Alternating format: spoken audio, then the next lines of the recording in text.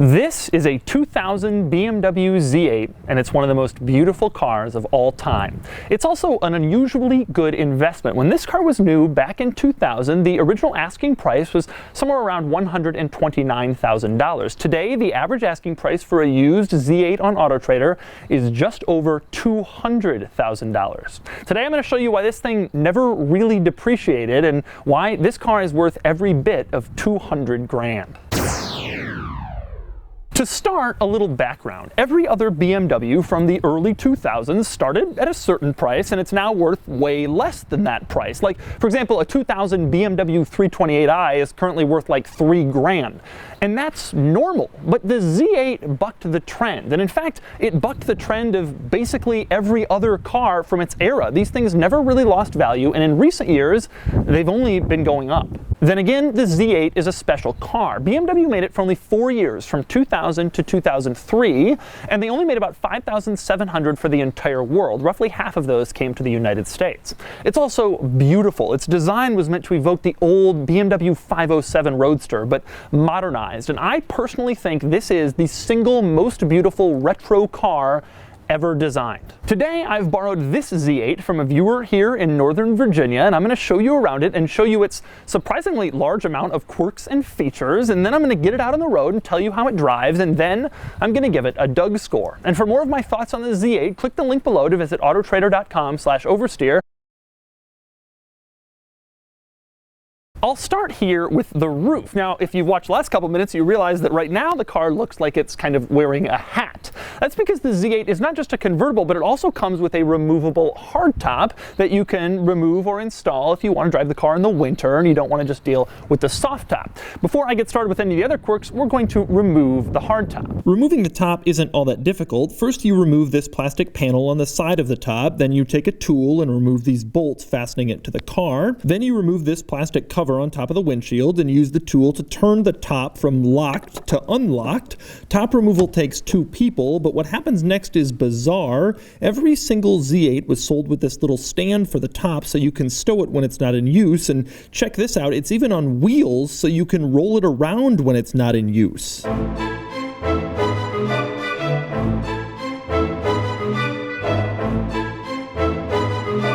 And it gets even better. The hardtop also came with a cover that says Z8 on it, so you can distinguish it from all your other removable hardtops on a stand, which means...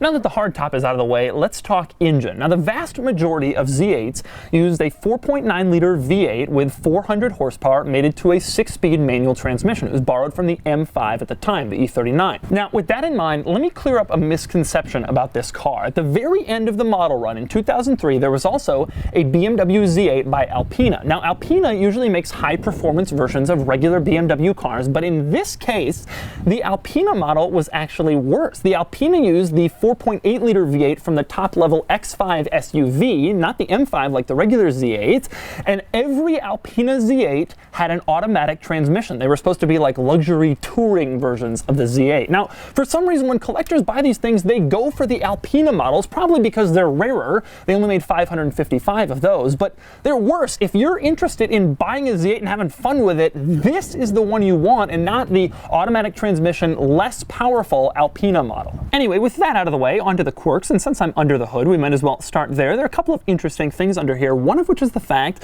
that when the Z8 first came out, they had a lot of problems with the chassis. The subframes in these cars would crack, just like the E46 M3, which was a real problem with the frame, the stiffness of the car. So, to remedy that, a lot of Z8s had this bar retrofitted across the entire engine inside the engine bay. The goal was to tighten everything up and sort of minimize the subframe cracking, and a lot of Z8 owners say it works pretty well. Now, the other interesting thing I find under the hood is the coolant reservoir. Instead of saying coolant on it, it says cold. They've just stuck that in the plastic mold for it. I guess at least you know what's supposed to go in there. Cold stuff. Next up, moving on to the outside of the Z8, this car is undeniably beautiful, but I think one of the things that helps it look so stylish is the fact that there are a lot of nice looking chrome accents on the outside of the car that just totally fit. For example, they chromed the little vent on the fenders, they chromed the outside of the mirrors, they even chromed the little washer jets on the top of the hood. And of course, they also chromed the door handles. Now, the door handles have an interesting little trick to them. When you walk up to this car, of course, it has keyless entry, so you press the unlock button, the doors unlock. But what if your car battery is dead, or the battery in your keyless remote is dead, and so you can't get inside? You can see there's no keyhole. BMW thought of that, and there is a trick to this door handle. Even though this looks like a regular old door handle, walk up to it, and you can slide off the rear third of the door handle, and it reveals a hidden keyhole. Stick the key in, you can unlock the door, take the key back out, and it automatically slides closed to hide the keyhole and preserve the car's beautiful lines. And since we're talking about the Z8's keyhole, let's talk about its key. The key is interesting. It's just a standard, regular, everyday BMW key, except on the back of it, they've screwed in a little plate that says Z8 with the world's tiniest screws. That is not the most interesting thing about the key, though. That would be the key pouches. Take a look at this. When you bought a Z8 new almost 20 years ago, they gave you these little pouches with it, 2 of them, 1 for each key. They look like tiny little holders for your tennis racket, except they're for the keys. They even say Z8 on them. They're leather. They have zippers. They're very weird. Now, the weirdest thing about these key pouches is that they actually have little areas where you can attach a key ring. So if you wanted to walk around with your Z8 key on your key ring, but you didn't want to damage it or have it exposed to the world, you could keep it in your key pouch and still have it on your key ring. This is really weird, but nonetheless, the Z8 had it. But those key pouches aren't really all that surprising when you start to realize that a lot of the stuff you got when you bought your Z8 was designed to protect the stuff you got when you bought your Z8. For example, you got the 2 key pouches to protect your 2 keys. You also got the removable hardtop to protect your interior, and then there's a cover for the removable hardtop, like I showed you before, to protect the hardtop, and then there's that little wheeled thing that it's on in order to protect all of it. The car also came with a car cover to stick over the entire vehicle to protect that, and when the roof is down, there is a little cover back here to protect the top mechanism to make sure nothing gets in there and kind of screws it up. By the way, this is irrelevant to the video, but don't you think that the bag for the car cover looks like it would make a perfect pillow? Just look at this thing. Now I can sleep next to my Z8 on my Z8 car cover that says Z8 on the bag. Okay, we're getting off the rails here. Back to the outside of the car and in the front. Now, this car has something unusual about its headlights. I have always assumed, looking at this car, that it has headlights in the normal place, and then those lights in the grille are the fog lights, but that isn't the case. Of course, the headlights are in the normal place, but those things in the grille are actually the high beams. Take a look at this. I'm flashing the high beams right now, and you can see that they are turning on. Instead, this car doesn't have front fog lights, just has headlights, the high beams, and then, of course, the little orange lights are the turn signal, the parking light. Next up, moving on to the rear of the Z8. Now, this particular Z8 is a European model. It was sold originally in Europe and then imported to the United States, and it has a couple of changes from the US car, and the biggest changes you can see are in the back. For example, the brake lights and tail lights on the US cars, it was all red, but the Euro cars had an orange turn signal in back instead, and personally, I prefer the look of the orange. It looks really cool when it's on. Also interesting, in this Z8, you can see the license plate. On either side of the license plate, the lights are red. However, the light on the left of the license plate, that's the rear fog light you turn on when it's foggy. On the right of the license plate, that's actually the reverse light. And when you put the car in reverse,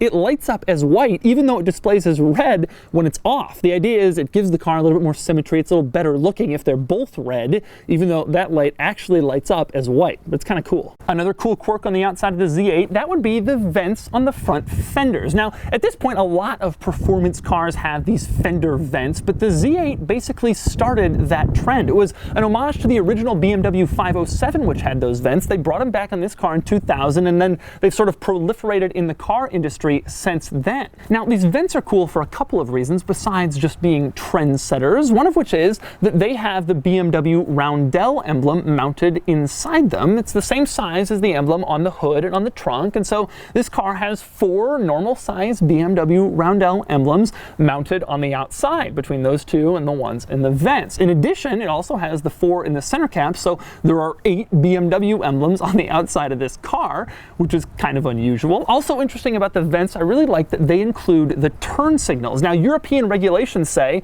that cars have to have a turn signal mounted somewhere on the side, in addition to the front and rear, so that you can see if someone's making a lane change. A lot of cars incorporate it into the mirror, and that's boring and normal. This thing puts it in the vents, right behind the BMW logo, and it just looks really cool when the turn signals are on. Next up, climbing inside the Z8, the first thing you notice is sort of a beautiful simplicity.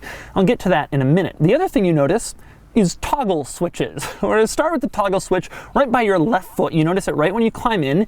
That toggle switch is on. It controls two separate things in one switch. If you push it up, you open the fuel door. If you push it down, you open the trunk. And of course, it isn't really visible to you when you're sitting here, so you kind of have to remember which it opens, or else, well, you'll probably open the other thing.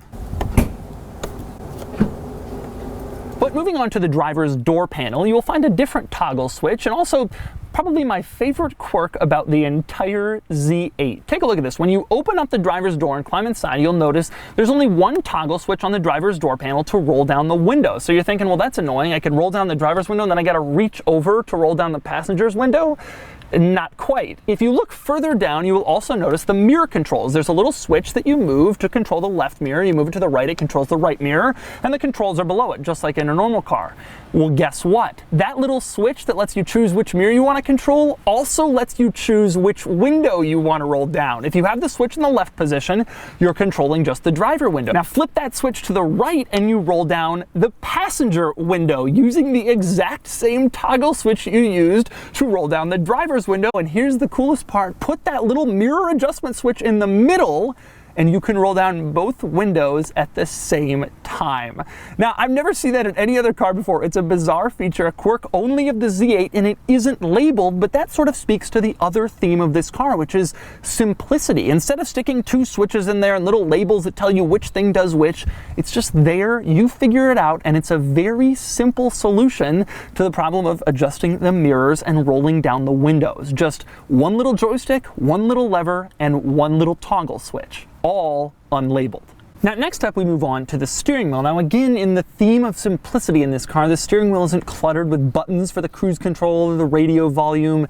It just sort of has this old retro look with these little kind of streaks coming from the steering wheel rim into the middle. This is one of the most distinctive steering wheels in the entire car business, and I love it. Now, right behind the steering wheel, also keeping with sort of the simplicity, the beauty theme of this interior, are the signal stocks and the wiper stock. Look at them. They're so nice. And they were clearly made specifically for this car. They match with the general look and style of the interior. Next up, one interesting item next to the steering wheel, that would be the engine start button. It looks really cool. It says engine start, and it's this little black button you're pushing like you're detonating a bomb, except it doesn't actually start the engine. This car came from an era before they were doing that. You actually have to insert the key, twist it like a normal car, and then press the engine start button. So the engine start button, which is supposed to be cool and sort of simplifies the process of starting the car, well, it actually ends up adding a step, which is funny. And speaking of the key engine start ignition situation, take a listen to the noise this car makes when you turn off the car and you forget to turn off the headlights.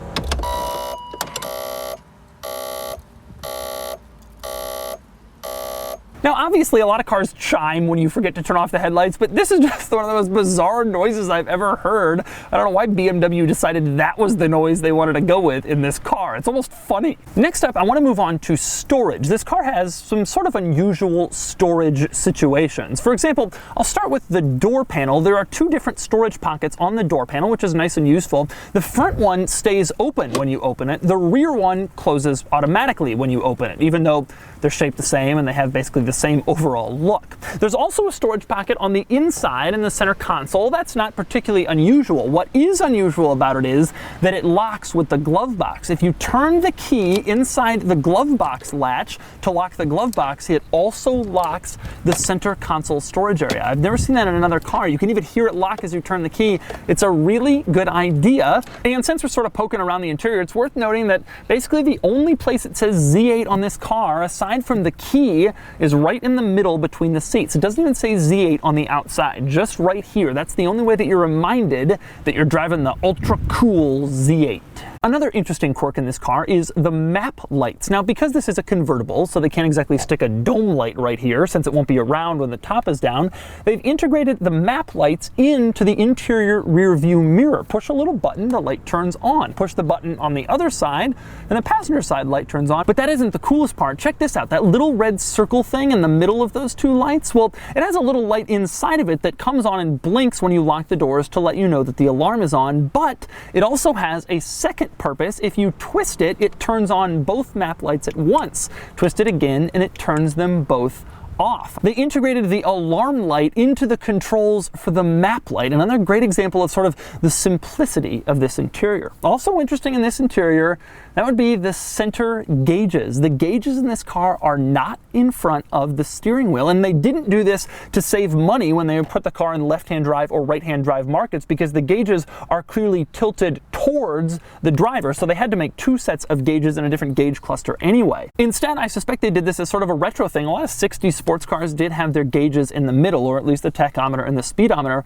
like this one. I find it interesting, people complaining about the Model 3's gauges in the middle, the speedometer in the middle. Hey, the BMW Z8 had it too. Also interesting in those gauges, a couple of weird quirks, one of which is that when you turn on the headlights, those gauges, they light up not sort of from the back, but instead they're lit like from the middle. A little red light projects out onto the gauge from the middle. It's this old retro thing, and it looks really cool. Maybe less cool is the fact that even the turn signal indicator is over in the middle. Put on your turn signal, and the little blinking light inside the interior lights up in the middle next to the gauges to let you know that your turn signal's on. So if you're driving along like this, you could easily miss seeing that your turn signal's on since the light isn't in the usual place. That could be kind of annoying. One other interesting item in the gauge cluster, that would be the clock. Instead of fitting some clock in some awkward spot in the interior and thus cluttering it a little more, instead they fitted the clock in the middle of the tachometer at the bottom. It's an odd place for a clock, but it's unlabeled and it doesn't sort of get in the way of anything else, and I do find it kind of cool. Now, speaking of simplicity, I've talked about that a lot with this interior, and simplicity really is sort of the name of the game as you move down from the gauges.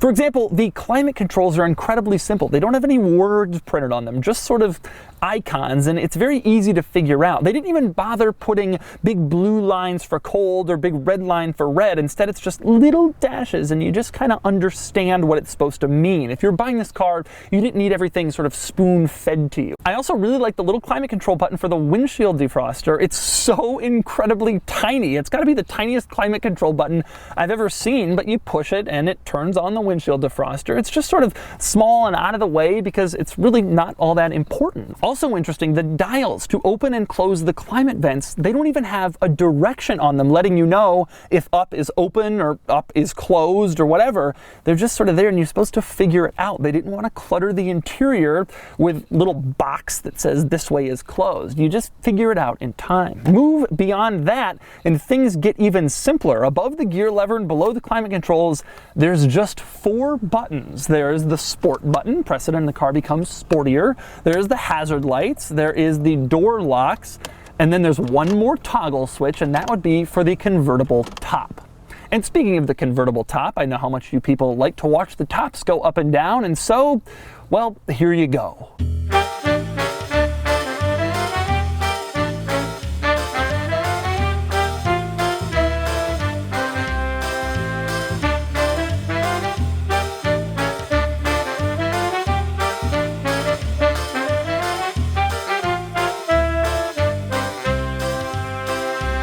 Now, interestingly, if you watch closely there, you'll notice the top didn't automatically close all the way. I had to help it along. Fortunately, it's pretty easy. The top comes close to closing all the way, and then you just pull it the rest of the way and it automatically latches. I'm not sure why the car couldn't just do this for you, but it can't. Now, with all that said, I will say to some extent, all that simplicity I've talked about, it's just a little fake, because if you go up from the 4 simple buttons, you will find a little panel. Push that panel, and that is where the car's stereo infotainment thing is. And of course, that is just your typical kind of complicated BMW system from the early 2000s. Although, this particular one adds an extra level of complication. Because this is a Euro car, that whole system is in German. And here's the craziest thing. It even has navigation. So even though there's no screen, there's no color screen, there's no touch screen, it's just that little tiny screen, this car has a navigation system. It doesn't show you where to go, instead it tells you where to go. In German. Shockingly, the owner tells me he's never used that navigation system. Next up, we move on to the Z8's trunk. Now, the trunk itself is not particularly interesting. There's nothing special back here, really. It's just an automotive trunk, except there are two little tiny quirks. One of those quirks is on the warning triangle that's included in all of the trunks of all the Z8s. Take a look at this graphic. It's like an old-time 1900s motor car driving down the street, and you put the little triangle behind it to let people know that you're broken down. It's not really befitting of a Z8. And then there's this box. BMW calls it the BMW Mobility Set. Now, even though this car was originally sold with run-flat tires, inside the Mobility Set you'll find a compressor and tire sealant, and really it looks like the kind of thing a rural doctor would carry when he goes on house calls. Maybe the strangest item in there is a little decal you're supposed to, I guess, put on the windshield, I don't know, when you're using the tire sealant to let you know you're not supposed to exceed 50 miles an hour, like as a reminder, as if anyone is going to do that. Of course, then you remember this is a German car, and so some people actually will do that in Germany. And so those are the quirks and features of the Z8, which is surprisingly quirky for a German car and for a BMW. And now I'm going to do something I've wanted to do ever since I first saw a bright red Z8 in the parking lot of my eye doctor right after it first came out when I was 12 years old. I'm going to get behind the wheel and take this car for a drive. All right, driving the Z8. I got to put up the windows so that you can hear me. Unfortunately, now I look like one of those windows up convertible guys. This is pretty cool. So it's kind of like something I've always wanted to do. First thing I noticed, the shift lever and transmission action just feels great. The shift lever is so easy to use. It just feels like a 3 Series. I like the sound. It's not too aggressive. It sounds good, but not, you know, I mean, I didn't even show an exhaust rev before. It's not worthy of that, but it's a good sound. It's like a good throaty, deep sound, but not like overly so. It is fun to do a nice rev match downshift. The clutch is very easy. The gear lever is very easy to operate. It's very easy to sort of figure out where you have to go to rev match. Surprisingly easy car to drive. I will say it's tremendously clear, even from just a couple minutes behind the wheel, that this is not a car that you throw around back roads like you're on a little tight course. This car has a very long front end. It's got a heavy front end. It feels like sort of a heavy car. This is definitely more of a cruiser, and to that end you kind of understand a little bit more why they built that Alpina model with the automatic and the sort of the luxury build. But I still would rather shift the gears myself. It certainly does not handle or feel as precise as a lot of modern new cars do. That just isn't the world in which it lives. The steering is not tremendously precise. It doesn't feel like a tight little corner carving vehicle. The owner of this car also has an SLS. That thing is so much tighter around every little curve, whatever. This car is not quite like that. This car definitely feels like more of a cruiser. Now you might be wondering how a Euro car was imported to the United States. Our import laws say cars to be 25 years old. However, if a car is substantially similar to one that was sold in the United States, you can bring it over with some minor modifications. And the Z8 obviously was sold here, so they brought over this Euro one. Maybe at the time there were no good US ones on the market. This one is cheap, whatever the reason. It came over, and when you do that, you have to only make a few modifications. You got to change the headlight pattern sometimes. You got to change the speedometer to read in miles rather than kilometers. But it's not a tremendously expensive process, maybe 10 grand, which on a car like this, you know, a $200,000 car, if exchange rates make sense, I mean, that can be a drop in the bucket. This certainly isn't a corner carver like a Miata. It has a bigger feel than that. The long front end certainly doesn't give you a lot of confidence that you're just going to be able to zoom around corners. I mean, this car has a really big, long front, and you can see all of it when you're sitting here. It really kind of almost looks and feels like an old E-Type or something like that. This is kind of a cool experience. I mean, you can't buy this thing thinking it's going to be as fast as a modern exotic sports car. But you buy it because you can row your own gears, and you can do it pretty easily and sort of fun. It's pretty quick, but it isn't like crazy fast by any means. It's just reasonably quick. It moves pretty quickly and it gets going pretty fast. It's just not, you know, by modern standards, it's not raucous. It's not insane, you know, like a lot of cars. It's no, it's a $200,000 modern car. That gets you into a used McLaren. This isn't anywhere near on that level in terms of speed. But in terms of enjoyment, I don't know, it's a beautiful interior, it's a beautiful car, and I kind of like the whole, like, just cruising on a back road, top down thing. It feels great. And so that's the BMW Z8. It's gorgeous, it's cool, it's fun to drive, and it's a stick-shift, low-production exotic car, which is the ticket to collectability right now. No, BMW isn't Ferrari or Lamborghini in terms of brand image, but this is one of my favorite sports cars, and I think it is the most beautiful car manufactured during my lifetime. And when you factor all those things in, it's easy to see why these are selling for $200,000. And now, on to the Doug score. Starting with the weekend categories and styling, this one is obvious. The Z8 is gorgeous, and it's an easy 10 out of 10. Next up is acceleration. The Z8 does 0 to 60 in 4.4 seconds, and it gets a 7 out of 10. As for handling, it just isn't as tight or precise as many modern cars or even some cars from its era. It's a good cruiser, and it gets a 6 out of 10. Cool factor is undeniable, as this car draws a crowd with even the most casual car enthusiasts, and it gets an 8 out of 10. As for importance, this car plays a big role in BMW's history. It's the brand's best-known modern vehicle, and it boasts a truly iconic design, and it gets an 8 out of 10.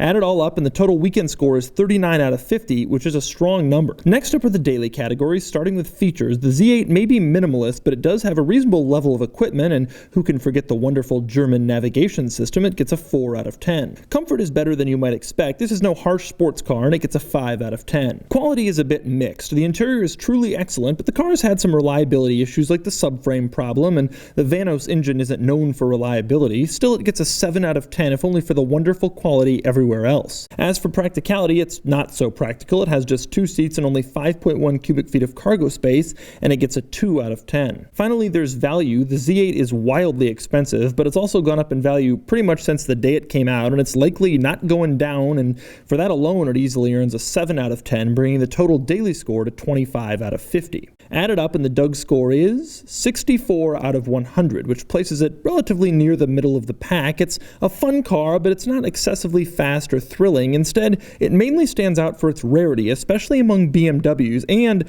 for having one of the most beautiful designs of any modern car.